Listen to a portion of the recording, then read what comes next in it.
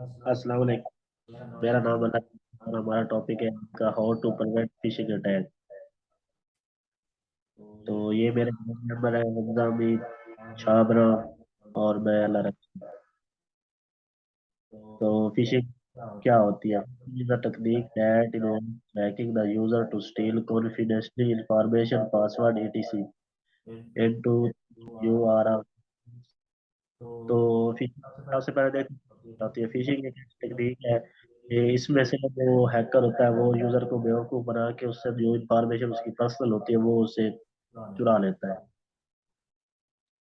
This is question is how can prevent phishing attack, कि हम phishing attack से किस तरह बच सकते हैं।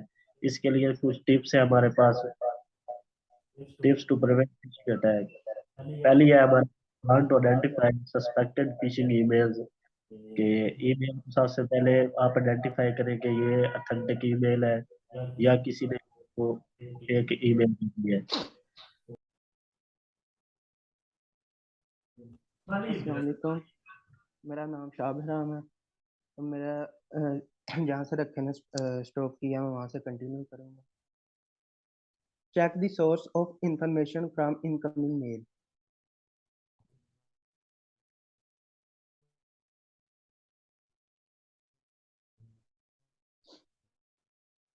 Your bank will never ask you to send your password और personal information by mail.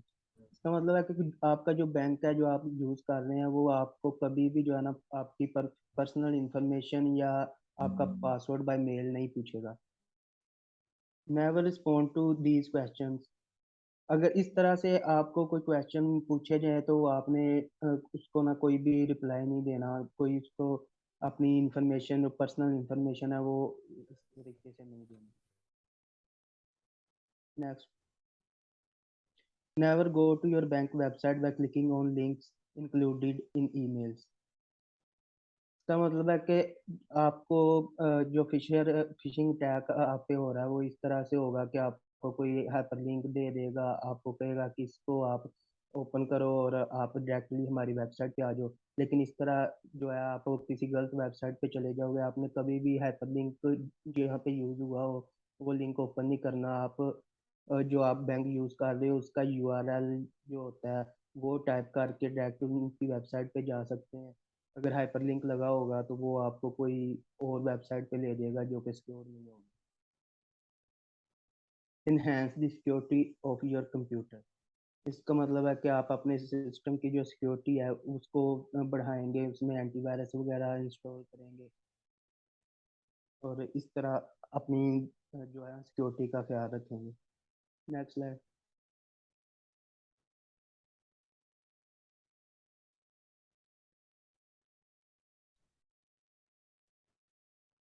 Common sense and good adjustment, good antivirus, ये वही सेम है कि आप अच्छा जो है एंटीवायरस इंस्टॉल करें और अपनी सिक्योरिटी का ख्याल रखें। नेक्स्ट स्लाइड का enter your sensitive data in secure websites only. Next है, इसका मतलब है कि आपका जो भी डाटा होगा, जो आपका पर्सनल डाटा है उसको जो हमेशा सिक्योर वेबसाइट में इस्तेमाल करें और ओपन करें। इसमें कोई जो अनसिक्योर वेबसाइट होती है उसमें आप अपनी कोई भी इंफॉर्मेशन ना दें, जैसे पासवर्ड या इस तरह की बैंक अकाउंट नंबर, बैंक के रिलेटेड कोई भी इंफॉर्मेशन है वो आप ना दें। और जो सेव वेबसाइट होती है वो हमेशा HTTPS से शुरू होती है, उसके साथ एक लोगो होता है जो लॉक टाइप का होता है कि ये सिक्योर है या नहीं सिक्योर, उससे पता चल जाता है। Next slide. आगे हमजा हमीद जो है वो एक्सप्लेन करेगा। Assalamualaikum. First of all, Bismillahirrahmanirrahim. My name is Hamza Hamid. Periodically check your accounts.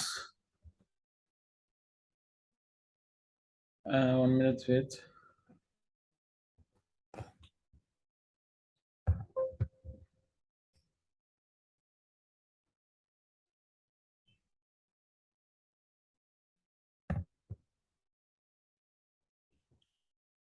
Periodically check your accounts. It's never hurt to check your bank accounts periodically to aware of any irregularities in your online transaction.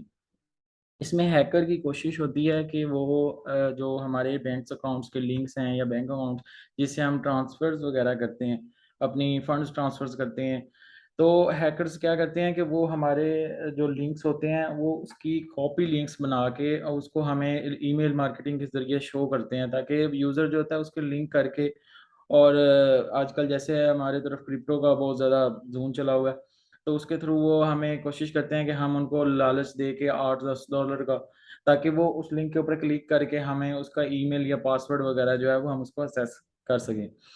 Fishing does not only pretend online banking, fishing सिर्फ online banking में नहीं है, इसमें बहुत सारे मतलब चीज़ों में है, ये जितना भी इंटरनेट ये दुनिया है, सब में फ़िशिंग्स आ सकती है। हमारे फ़ेसबुक हो गई, हमारे सोशल मीडिया हो गया, नेटवर्क्स हो गया, जितने भी अकाउंट्स हैं, उन सब में फ़िशिंग्स वगैरह चलती हैं। आजकल इसकी एक ख़ुसूस नेटवर्किंग भी शुरू हो चुकी है, जो कि हमें असल हमारे स्पैम ईमेल्स वगैरह में होती है, शो होती है। अक्सर हम ईमेल पे क्लिक करते हैं, लेकिन लिंक शो हो रहा होता है फ़ेसबुक का, लेकिन आगे से जब वेबसाइट्स ओपन होती हैं, तो वो कोई और वेबसाइट्स ओपन होती है। Most phishing attacks against the bank, but can also use popular website to steal personal data such as eBay, Facebook, PayPal, etc.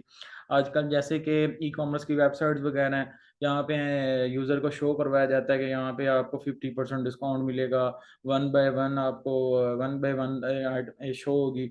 लेकिन जब आप उस वेबसाइट्स पे जाते हैं, तो ना वो ई कॉमर्स की वेबसाइट होती है और ना ही कोई वहाँ पे डिस्काउंट्स वगैरह होता है। वो सिर्फ़ ये होता है कि यूज़र को हमने उसको डिस्ट्रैक्ट करना होता है एक चीज़ से ताकि वो हमारी लिंक पे आए और हैकर को उसकी ईमेल पासवर्ड्स वगैरह का जो है पता चल जाए। उसके बाद है फिशिंग नो ऑल लैंग्वेज, यानी कि जो हैकर होता है उसको तकरीबन ऑल जो कंप्यूटर नॉलेज है या कंप्यूटर की लैंग्वेज हैं, पाइथन होगी, जो भी हो गई, लिनक्स हो गई, विंडो हो गई, उन सब की लैंग्वेज का पता होता है। So phishing is no boundaries and can reach you in language. In general, they are probably written on translate. So this may be another indicator someone is wrong. If you never go to the Spanish website of your bank, why should your statement no be in this language?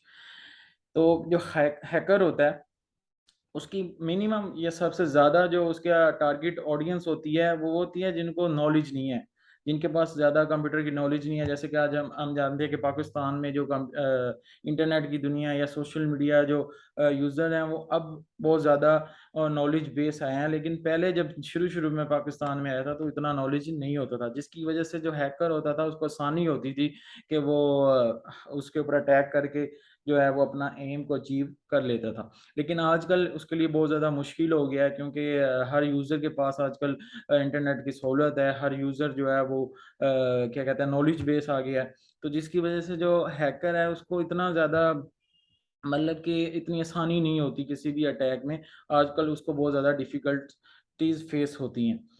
उसके बाद है how to slightest doubt, do not risk it. The best way to prevent phishing is constantly reject any email or news that ask you provide confidential data. Delete these email and call your bank to clarify and doubt. वो कहता है कि आपको अगर कोई भी ऐसी email receive होती है जिससे आपको लगता है कि ये ईमेल बैंक ने भेजी है, तो आपको बैंक से ईमेल करके एक क्लियरली ऑब्जेक्टिव अपने क्लियर करने चाहिए ताकि आपको बाद में कोई भी स्पैम ईमेल है उसको डिलीट कर लेना चाहिए और हर चीज़ का आपको नॉलेज होना चाहिए। आपका पासवर्ड है वो आपसे बैंक कभी भी नहीं पूछता। इसी तरह आपके जो सोशल मीडिया अकाउंट्स हैं, आपके जो जितने भी पासवर्ड हैं, कोई भी इदारा जैसे कि आजकल ईज़ी पैसा के बहुत ज़्यादा हमारे पास फ़िशिंग अटैक्स होते हैं। ये आपको कॉल आती है, जी हमारे पैसे आपके अकाउंट में आए हैं, आप हमें वन टाइम पासवर्ड बता दें।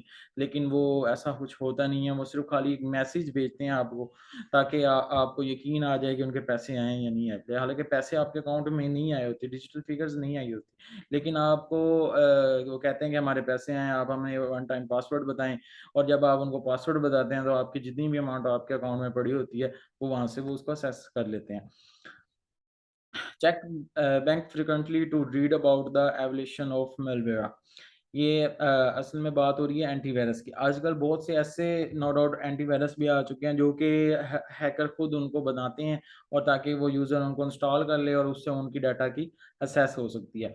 जैसे कि बहुत सारे हैकर ऐसे हैं जो आपके डाटा को उसकी फ़ाइल को करप्ट कर देते हैं। एक तो QWR का एक वायरस आजकल आया हुआ है, जो कि बहुत ज़्यादा अटैक होता है। उसमें वो आपके सिस्टम में एक क्या कहते हैं, नोटपैड पे आपको छोड़ देते हैं, जिसमें वो आपको कहते हैं कि जी आपका डाटा हम वापस भेज देंगे, आप हमें इतने डॉलर दो, तो उसके बाद हम आपका डाटा जो है आपको वापस कर देंगे। वो इस वजह से होता है क्योंकि जैसे ही हम इंटरनेट से कोई भी डाउनलोड चीज़ करते हैं, लेकिन वो असल में वहाँ पे उन्होंने अपना वायरस लगाया होता है।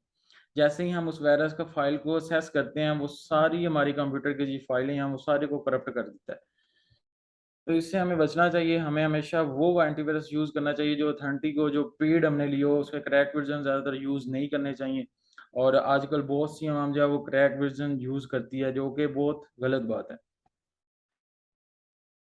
ये थी हमारा आज का topic, how to prevent phishing attack. तो उम्मीद है आप सबको समझ आई होगी। इंशाल्लाह अल्लाह हाफ़िज़।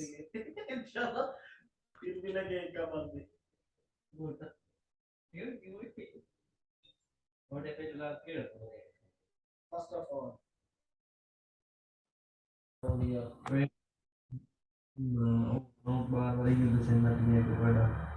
thank you, like $3 if you have add the sign of the class.